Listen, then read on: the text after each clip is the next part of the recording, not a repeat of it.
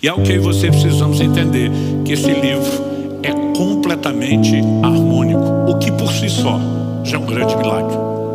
Como se você simplesmente começa a avaliar a produção desse material, como nós podemos ter algo que ao longo da história não apenas nunca pode ser descredibilizado, como pelo contrário, sustenta a sua autoridade, porque fala antecipadamente de coisas que ainda iriam acontecer. Nós já temos muitas profecias que se cumpriram à risca e temos outras que seguem se cumprindo.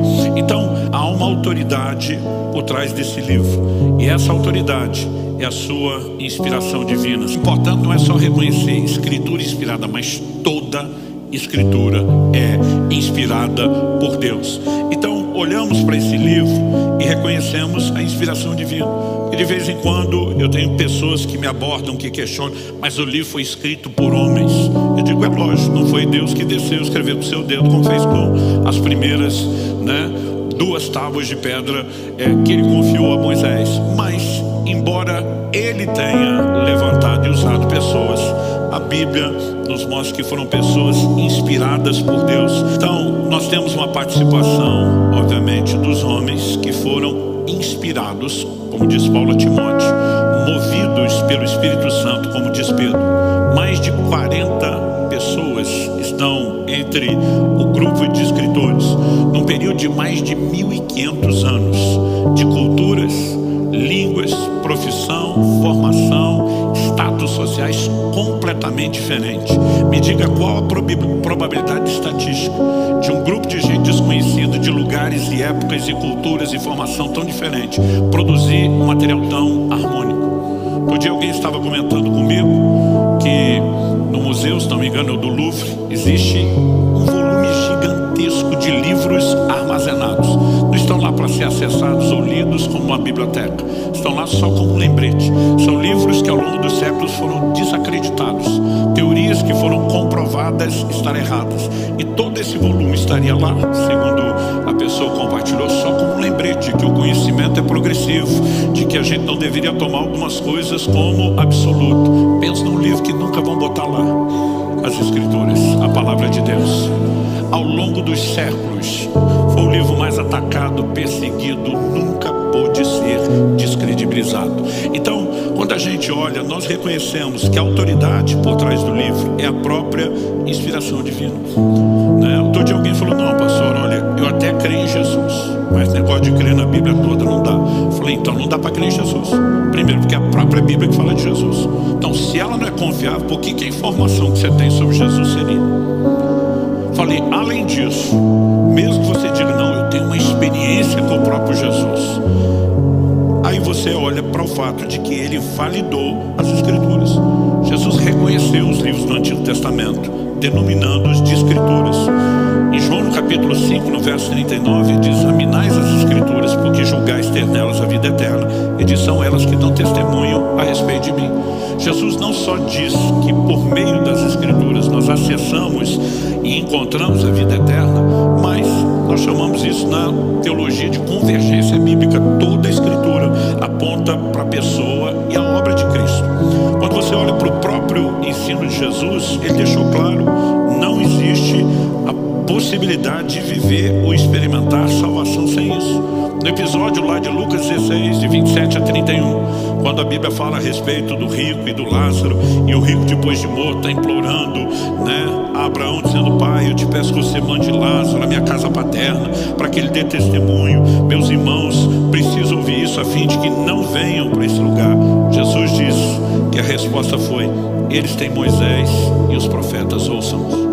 Em outras palavras, a escritura já foi dada para que eles possam crer.